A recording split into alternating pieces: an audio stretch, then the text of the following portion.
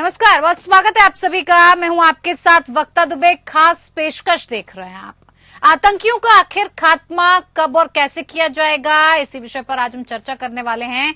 4 मई 2024 की शाम जम्मू कश्मीर के पुंछ में आतंकवादियों ने भारतीय वायुसेना के काफिले पर हमला किया और आतंकी हमले में एक जवान शहीद हो गया। 4 घायल जवानों का इलाज जारी है। बीते कुछ सालों में देश में आतंकवाद की कमर टूटी है, लेकिन ये समस्या जड़ से खत्म फिलहाल नहीं हुई है। अंग्रेजों की गुलामी से 1947 में आजादी मिलने के बाद से ही देश आतंकवाद का शिकार रहा है। 77 सालों में आतंकवाद ने भारत माता और हमारे वीर जवानों के सीने को कई बार गोलियों से छल्ली किया है। अब भारतीय सेना, सुरक्षा बलों और जम्मू कश्मीर पुलिस लगातार आतंकियों का सफाया कर रही है। इसके बावजूद आतंकवाद को कोई पुख्ता इलाज नहीं मिल सका है। अब सवाल यही उठता है कि आखिरकार आतंकी हमलों में हमारे जवानों की शहादत कब तक होती रहेगी। जम्मू कश्मीर से लेकर पंजाब, महाराष्ट्र से लेकर पश्चिम बंगाल और नॉर्थ ईस्ट से लेकर दक्षिण भारत तक शायद ही कोई ऐसा प्रदेश बचा होगा जिसने कभी न कभी आतंकवाद का दंश न देखा हो। खासकर सीमावर्ती राज्यों जम्मू कश्मीर, पंजाब और राजस्थान में पाकिस्तानी खुफिया एजेंसी ISI ने अपना नेटवर्क मजबूत करने की कोशिश की है और इसीलिए यहां ज्यादा नुकसान पहुंचा है। हालांकि गद्दार और जयचंद तो देश के किसी भी कोने में हो सकते हैं। हनी ट्रैप के मामले और चंद सिक्कों के लिए गद्दारी करने वालों पर भी मजबूत शिकंजा कसा जा रहा है, लेकिन इस परेशानी का अभी कोई स्थायी इलाज नहीं मिल पा रहा है। आजादी के बाद से ही इस समस्या का समाधान ढूंढने की दिशा में बहुत बहस होती रही है, काम भी हुआ है, लेकिन अभी भी बहुत कुछ किया जाना बाकी है। भारत का बंटवारा होते ही पाकिस्तानी शासकों ने कश्मीर पर कबायली भेजकर कब्जा कराने की कोशिश की। शुरुआत से ही चीजों को उलझा दिया गया और इसीलिए भी पाकिस्तान से भारत में आतंकवाद सप्लाई किया गया। इसकी कीमत भी सेना के जवानों को अपनी जान देकर चुकानी पड़ी।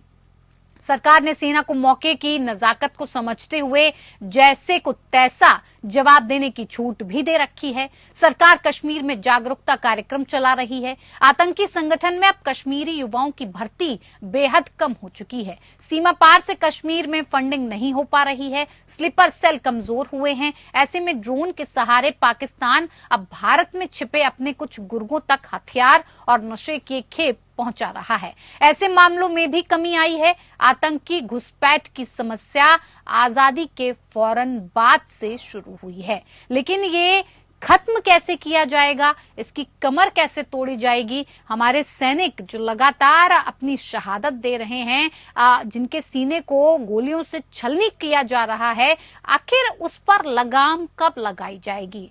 सेना को मजबूत करने के लिए सरकार ने बहुत कदम उठाए हैं। सेना को हथियारों से लेकर तमाम वो सुविधाएं मुहैया कराई गई हैं जिससे वो अपने दुश्मनों को करारा जवाब दे सके, लेकिन फिर भी समस्या काफी गंभीर है। एक जवान शहीद हो गया है, 4 लोग घायल हैं।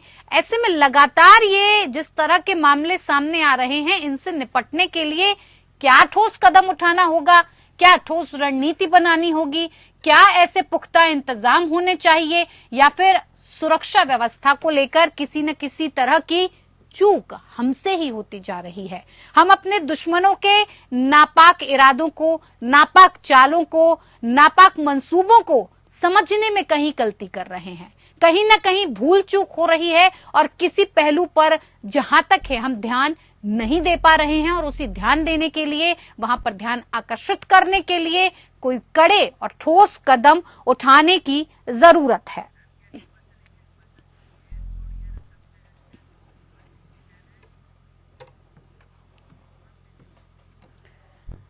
तो चलिए, क्यों नहीं हो रहा है आतंकवाद का खात्मा, आज इसी मुद्दे पर बातचीत करेंगे। बातचीत के लिए हमारे साथ खास मेहमान भी जुड़ चुके हैं, जिनसे मैं आपका परिचय करवा देती हूं। हमारे साथ JS सोढी जी हैं, रक्षा विशेषज्ञ हैं। JS सोढी जी, बहुत स्वागत है आपका कार्यक्रम में। AK जैन, पूर्व DGP हैं उत्तर प्रदेश के, आपका भी बहुत स्वागत है सर कार्यक्रम में। शुरुआत JS सोढी जी आप ही से करते हैं। क्या लगता है आपको, क्या ऐसे वजह रहती है, क्या ऐसे पहलू रहते हैं जिन पर ध्यान नहीं दिया जा पाता है?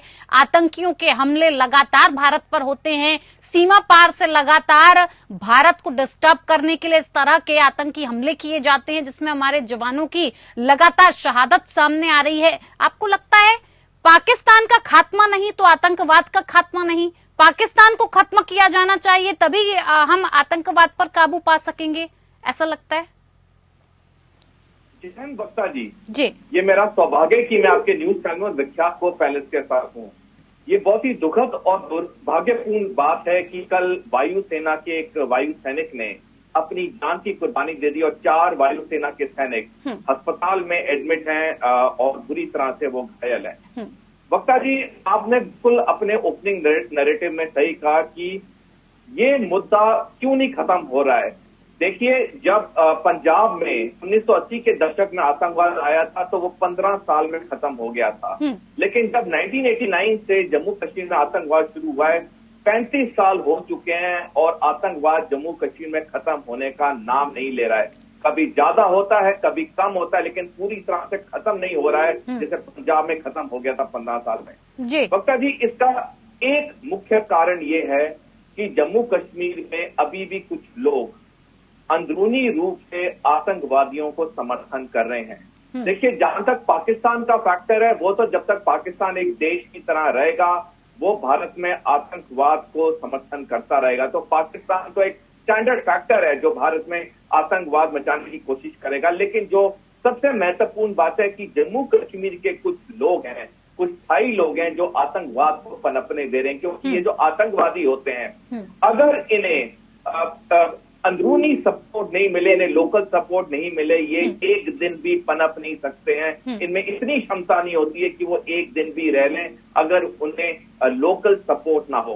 तो सबसे पहली जो चीज हमें टैकल करनी चाहिए वो हमें टैकल करनी चाहिए ये लोकल सपोर्ट को खत्म करना। पाकिस्तान पे हम कुछ भी वार कर लें, पाकिस्तान कभी आतंकवाद का समर्थन करना बंद नहीं करेगा, क्योंकि ये इनकी एक स्टेट पॉलिसी है जो 1976 में इनके सेना अध्यक्ष जनरल जियाउल हक ने बनाई थी, जिसका नाम है रीडिंग इंडिया इन 2000 कट, जिसकी पढ़ाई के अफसरों को आज तक इनके स्टाफ कॉलेज कोयटा में की जाती है। तो ये तो पाकिस्तान की पढ़ाई में कोई चेंज नहीं आ सकता, ये पाकिस्तान का जो फितरत है उसमें चेंज नहीं आ सकता। लेकिन जहां हम आतंकवाद को खत्म कर सकते हैं वो है इन कुछ स्थायी लोगों को जो समर्थन दे रहे हैं, उनको पकड़ के उनकी जल्दी से जल्दी उनकी कानूनी कार्रवाई करके, ताकि वो डर बैठे और वो लोग इन आतंकवादियों को समर्थन ना करें। एके जैन जी, देखिए जैसा कि अभी सोढ़ी साहब ने कहा कि जो ये लोकल सपोर्ट है इसकी वजह से कहीं ना कहीं समस्याएं बढ़ती जा रही हैं। क्या लगता है सर, वहां पर अभी जिस तरह से आतंकवाद को बढ़ाने के लिए ट्रेनिंग दी जाती है, क्या उसमें लोकल सपोर्ट का हाथ है, या फिर ये जो आतंकवादी बनाने का सिलसिला चल रहा है ये हमारे घर से ही शुरू हो रहा है, या फिर पाकिस्तान से ही आतंकवादी भेजे जाते हैं? क्या लगता है इस पर काबू पाने के लिए किस तरह की स्ट्रैटेजी होनी चाहिए और हमें उस पर काम करना चाहिए? देखिए, हमें अपने बॉर्डर्स को स्ट्रेंथन करना होगा, जहाँ से इन्फिल्ट्रेशन होता है उसे रोकना होगा, और हमें अपनी इंटेलिजेंस एजेंसीज को, लोकल पुलिस को, जम्मू एंड कश्मीर की, उनको मजबूत करना होगा। जब वो मजबूत रहेंगे, उनको लोकल इंटेलिजेंस मिलेगी कि फला गांव में टेररिस्ट को समर्थन मिल रहा है या लोग सपोर्ट कर रहे हैं। जब ऐसे तत्वों के खिलाफ कार्रवाई होगी तो स्वाभाविक रूप से जो सपोर्ट मिलता है टेररिस्ट को, जो पाकिस्तानी टेररिस्ट हैं उनको जो सपोर्ट मिलता है, या उनको जो ट्रेनिंग, उनको जो शरण कहाँ मिलती है, उनको जो प्रशिक्षण का समय मिल जाता है, उनको जो मूवमेंट का समय मिल जाता है, उनको खाना पीना मुहैया कराया जाता है, उस तक जब रोक लगेगी तभी इसका परमानेंट निदान हो पाएगा।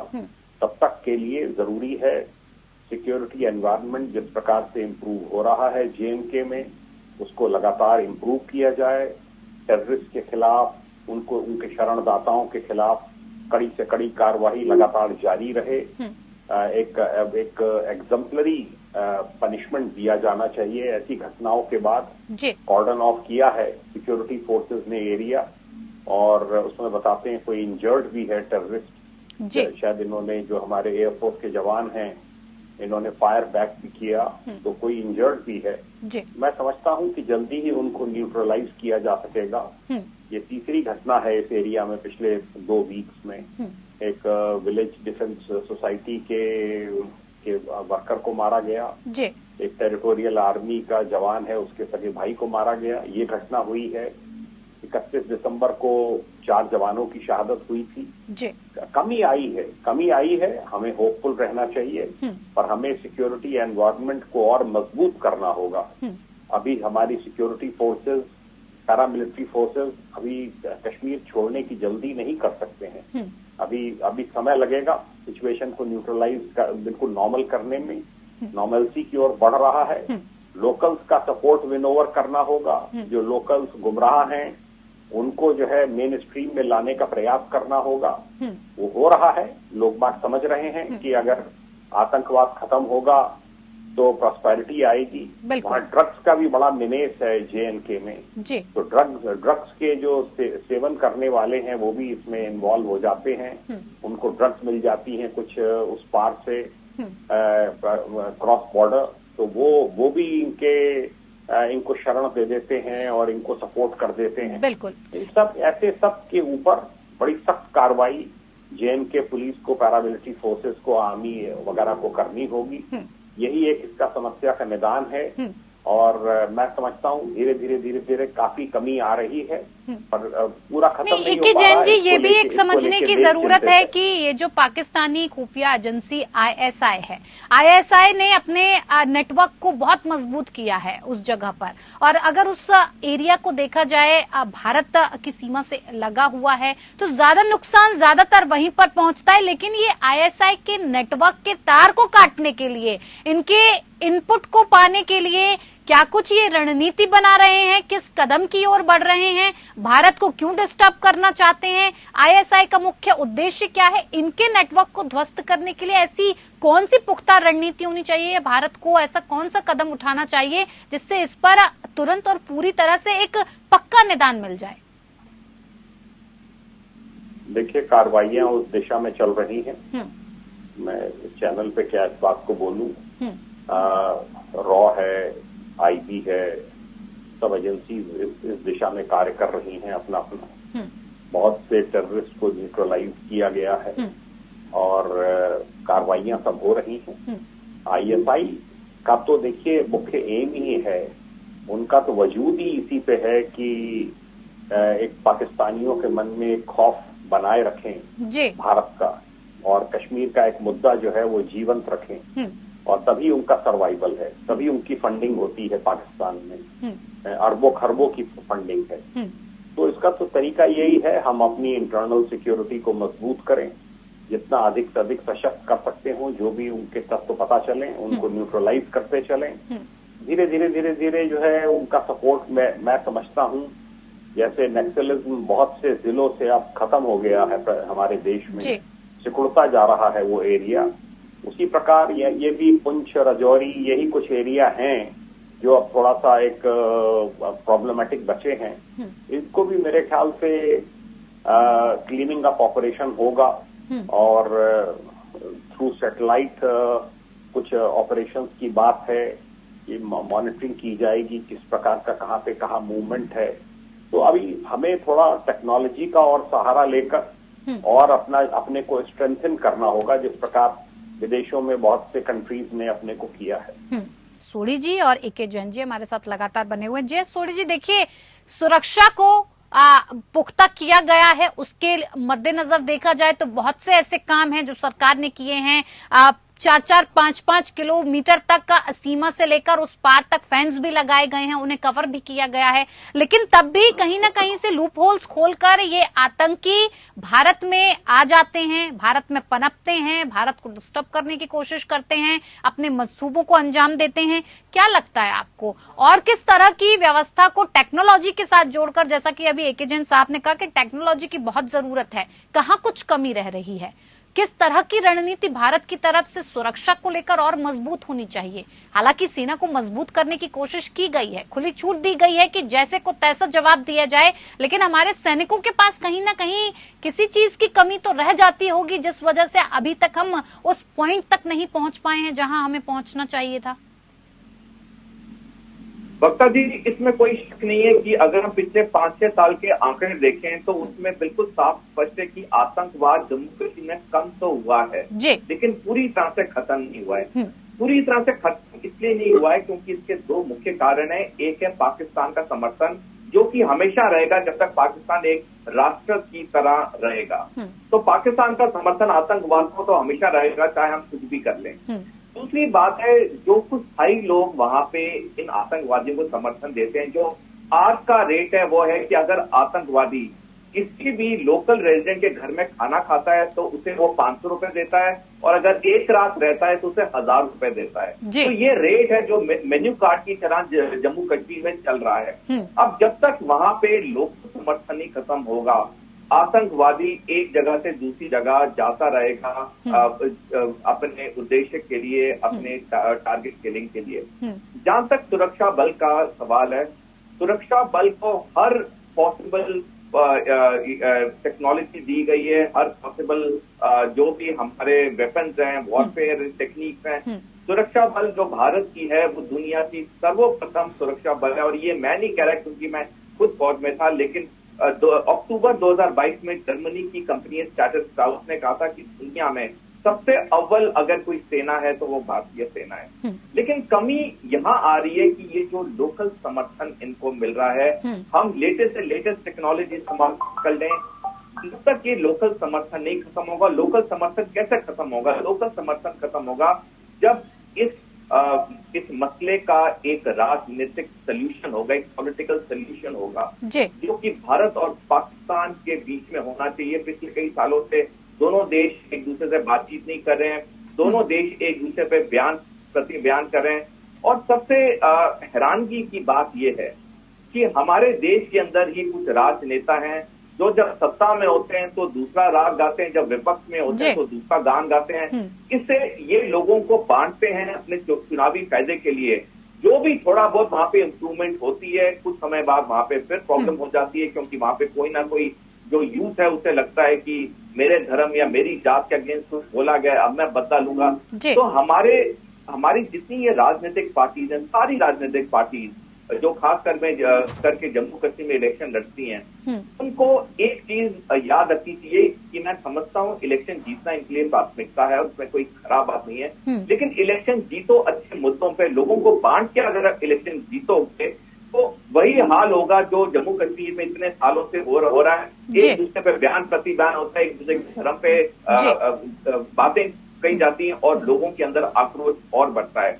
देखिए वक्ता जी, भारत आज जो जियोपॉलिटिकल सिचुएशन में, वो दुनिया की सबसे खतरनाक जियोपॉलिटिकल सिचुएशन है, लोकेशन है, क्योंकि हमारे दोनों तरफ हमारे दुश्मन देश हैं, पाकिस्तान और चीन। और ऊपर से अगर हम अंदरूनी भी ऐसे हरकतें करेंगे जहां लोगों को बांटने का काम करेंगे, तो ये तो एक पकाया खाना मिल गया पाकिस्तान और चीन को हमारे देश के अंदर और कहर मचाने का। तो सबसे दो अहम चीजें जो जरूरी हैं वो है जो वहां पे लोकल समर्थन उसको खत्म करना, दूसरा है हमारे राजनीतिक पार्टियों को, लोगों को इकट्ठा करना, उनको बांटना नहीं अपने चुनावी फायदे के लिए। बिल्कुल अजय सोढ़ी जी, इसी को लेकर एक सवाल और भी मन में है कि जब ये समस्याएं लगातार चलती जा रही हैं, किसी भी तरीके का समझौते की बात हो या फिर इस आतंकवाद को खत्म करने की बात हो, पाकिस्तान को कई बार चेताया गया है कि अगर आतंकवाद पर लगाम नहीं लगेगी, भारत के साथ रिश्ते आपके नहीं सुधरेंगे। लेकिन ऐसे में चैंपियंस ट्रॉफी भी बहुत नजदीक है जो कि पाकिस्तान में होने वाली है। ऐसे में इन समस्याओं को क्या दरकिनार करते हुए, इन मामलों को दरकिनार करते हुए आपको लगता है कि हमारी टीम को पाकिस्तान भेजना चाहिए या उसकी सुरक्षा व्यवस्था की जिम्मेदारी हमारी नहीं है? इस पर भी ध्यान देने की जरूरत है। वक्ता जी देखिए, ये जो आतंकवाद की लड़ाई है पाकिस्तान के साथ, वो सिर्फ भारतीय सेना की नहीं है, वो हर भारतीय नागरिक की है। और मेरे पर्सनल ओपिनियन में तो पाकिस्तान के साथ ना कोई खेल होना चाहिए, ना कोई व्यापार होना चाहिए। जब भी पाकिस्तान के साथ क्रिकेट मैच होता है, चाहे भारत में हो, चाहे पाकिस्तान में, चाहे कहीं पर भी हो, मेरे जैसे फौजियों को बहुत दुख लगता है, क्योंकि एक तरफ पाकिस्तानी सेना के ट्रेन किए हुए आतंकवादी हमारे सैनिकों को मार रहे हैं और दूसरी तरफ हमारे क्रिकेटर वहां पे खेल रहे हैं, करोड़ों कमा रहे हैं, एडवर्टाइजमेंट बिकी जा रही है, लोग तालियां मार रहे हैं। मुझ जैसे फौजियों को तो बहुत दुख होता है और मैं कई बार सोशल मीडिया पे लिख भी चुका हूं कि पाकिस्तान के साथ कोई खेल नहीं होना चाहिए जब तक पाकिस्तान के साथ ये सारे मसले सॉल्व नहीं हो जाते हैं। लेकिन शायद पैसे की ताकत बहुत बड़ी है, हमारे सैनिकों की कीमत इतनी नहीं है, तो ये खेल खेला चलता रहता है। लेकिन मेरे जैसे फौजियों को तो बहुत दुख लगता है। मैं एक और टिप्पणी करना चाहूंगा वक्ता जी। देखिए, अब तक भारत पाकिस्तान के साथ हमने कई बातचीत की, पाकिस्तान ने कोशिश भी की, नवाज शरीफ ने भी कोशिश की, असफ अली जरदारी ने भी कोशिश की जब वो पहली बार पाकिस्तान के राष्ट्रपति थे। लेकिन एक अड़चन जो आती थी पाकिस्तानी साइड से वो होती थी पाकिस्तानी सेना। पाकिस्तानी सेना ये कश्मीर का मसला हल नहीं होने दे रही है और अगर हमने कश्मीर के मसले को हल करना है तो भारतीय सरकार को पाकिस्तानी सेना से बात करनी पड़ेगी, क्योंकि पाकिस्तान में जो सरकार है वो सिर्फ नाम की सरकार है, असली ताकत पाकिस्तानी सेना अध्यक्ष की है। जब तक हम ये एक मेजर पॉलिसी चेंज नहीं लाते हैं, जब हमारी सरकार पाकिस्तानी सेना अध्यक्ष से बात नहीं करती कश्मीर मुद्दे पे, ये मसला सॉल्व होना नामुमकिन है। जी बिल्कुल, बहुत बहुत धन्यवाद आप सभी मेहमानों का हमारे साथ इस खास पेशकश में जुड़ने के लिए। खास पेशकश में इतना ही, नमस्कार।